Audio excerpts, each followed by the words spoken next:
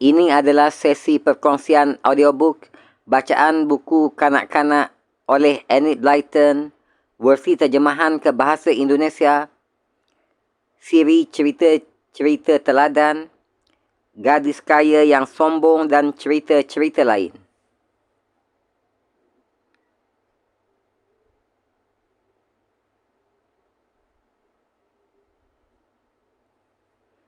Gadis Kaya yang Sombong dan Cerita-cerita Lain oleh Enid Blyton.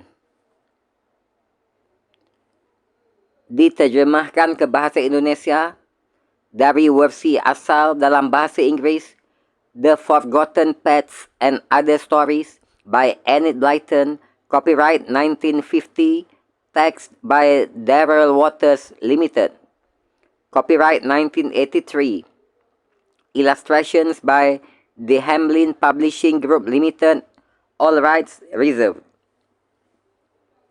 Versi terjemahan ke bahasa Indonesia dengan judul Gadis Kaya yang Sombong dan Cerita-cerita Lain oleh Enid Blyton.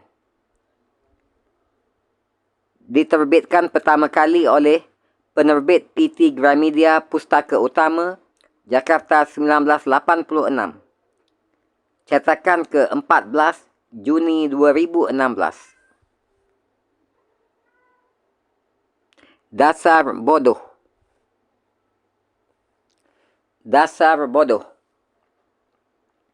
Setiap kali pulang dari sekolah, John selalu melemparkan topi, mantel, sarung tangan dan syalnya begitu saja di lantai hingga orang lain harus membereskannya. John, sudah berapa kali ibu ingatkan supaya kau tak lakukan begitu? Ucap ibunya. Ayo, punguti barang-barangmu. Kotor dan kusut kalau kau lemparkan di lantai seperti itu. Hal yang sama terjadi bila tiba waktunya tidur. Semua barang-barang John berceceran di lantai. Laci-lacinya berantakan semua. Ibu John sering merapikan, mengemasnya, tetapi sebentar saja sudah berantakan lagi. John selalu lupa menutup kembali pintu pagar halaman bila ia keluar. Bila keluar masuk rumah pun demikian. Kalau kebetulan ingat menutupnya kembali pintu yang dilaluinya, John biasanya membantingnya, menghempaskannya. Tak bisakah kau mengajari John supaya agak rapi dan hati-hati?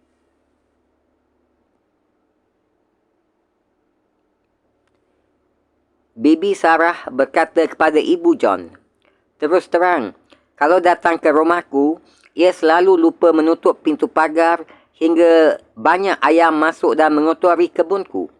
Jika membuka lemari dapur, tak pernah ditutup kembali, hingga kucing masuk dan memakan semua yang ada di dalamnya. Belum lagi kalau dia sudah melemparkan barang-barangnya di mana-mana.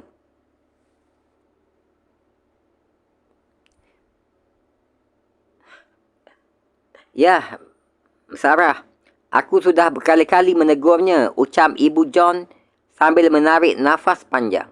Tapi John tetap saja begitu. Aku akan adakan pesta anak-anak di rumah, ujar Bibi Sarah. Kalau John mau, dia boleh datang. Hari Selasa minggu depan. Tapi ingatkan dia supaya bersikap manis.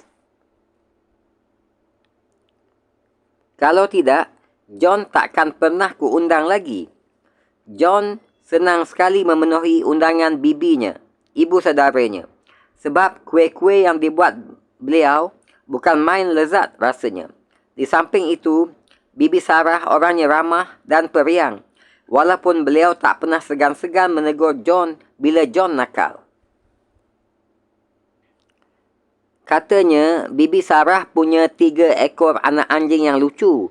Ibu John berkata, kau pasti senang bermain-main dengan mereka. Itulah sebabnya John sangat menanti-nantikan kedatangan hari Selasa. Ketika tiba hari yang dinanti-nantikan itu, John gembira sekali. Kau boleh memakai mantelmu yang baru, kata ibu. Dan ini, pakailah syal dan sarung tangan rajutanku, kaitanku. Warnanya cocok dengan warna mentalmu. Kau tentu kelihatan tampan mengenakannya. Semuanya berwarna merah. John senang sekali. Dikenakannya mentalnya, lalu dililitkannya syalnya pada lehernya. Dan terakhir, dia masukkan tangannya ke sarung tangan serta dia kenakan topinya. Kau tampan sekali, kata ibu. Jaga barang-barangmu dengan baik, John. Oh ya, tolong bawakan keranjang untuk bibi Sarah ini. Dan sampaikan salam ibu. Isinya roti buatan ibu sendiri untuk paman dan bibimu. Di samping itu, ibu bungkuskan juga 1/2 kilo sosis kesukaan bibi Sarah. John berangkat sambil menenteng keranjang titipan ibunya.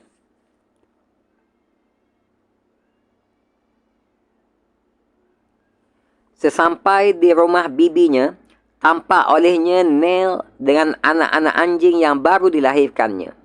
Mereka sedang bermain-main dengan riangnya di halaman luar.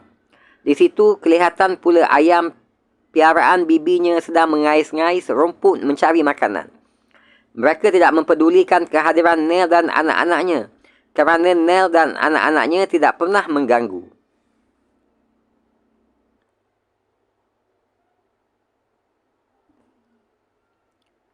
John membuka pintu pagar pemisah halaman, hendak melihat anak-anak anjing yang lucu itu.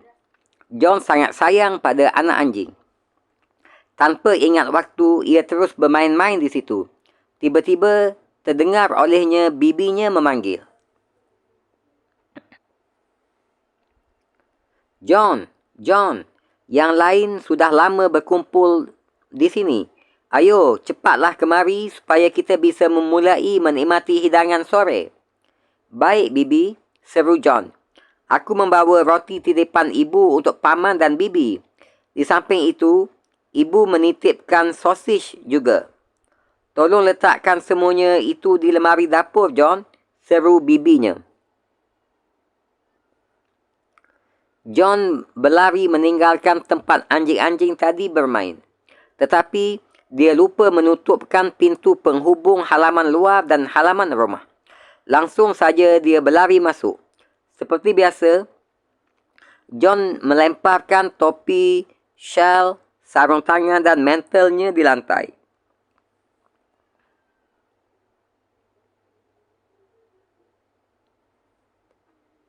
Tercium olehnya harum roti bakar. Tak sabar rasanya dia kalau harus menyimpan roti dan sosis titipan ibunya di dapur dulu. Kerana itu, John pun meletakkan keranjang titipan ibunya begitu saja di lantai dan langsung berlari ke ruang makan. Hello John, seru anak-anak lainnya. Sudah melihat anak-anak anjing bibi Sarah? Lucu-lucu ya? Bukan hanya pintu penghubung halaman yang tidak ditutup kembali.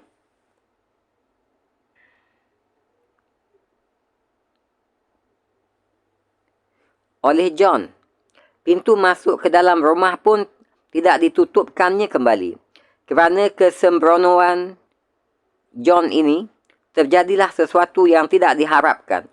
Anak-anak anjing dari halaman luar melompat-lompat masuk ke dalam rumah, diikuti oleh kurang lebih 7 ekor ayam.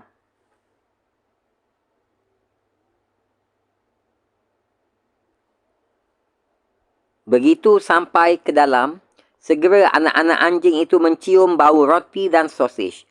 Anak-anak anjing yang sedang kelaparan itu dengan cepat mengacak-ngacak isi keranjang yang tergeletak di lantai dan menarik-narik roti serta sosis dari dalamnya.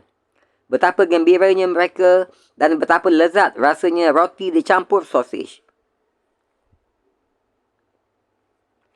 Ayam-ayam mematuk serpihan-serpihannya. Mereka pun sangat senang menikmati makanan lezat itu. Kemudian, anak-anak anjing tadi melihat pakaian John yang bercecer di lantai. Bagus, ada makanan lain.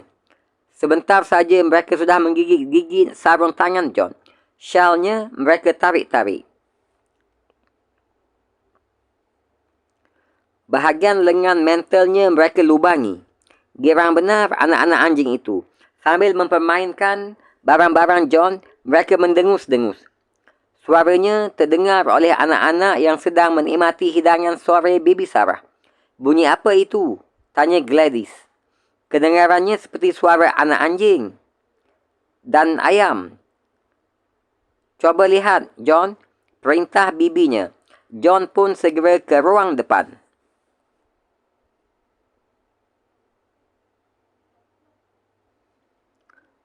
Betapa terkejut John menyaksikan pemandangan di situ.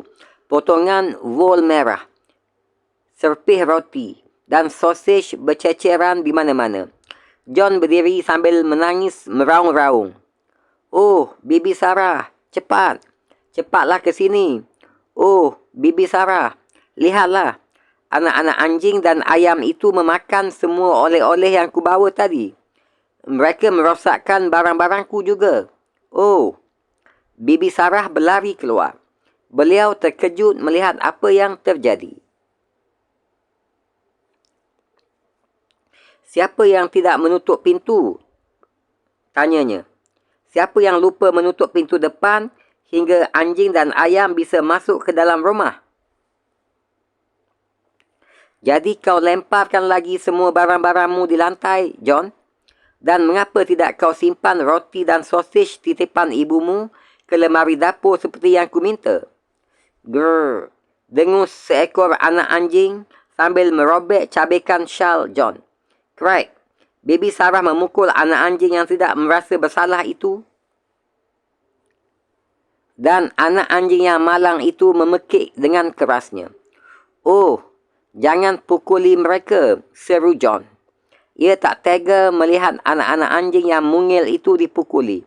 Oh, Bibi, jangan. Tetapi Bibi Sarah tidak peduli.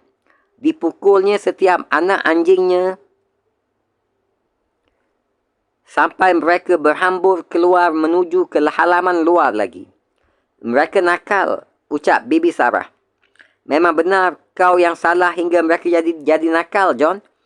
Kau lupa menutup pintu dan kau lemparkan mantel, shawl dan sarung tanganmu ke lantai.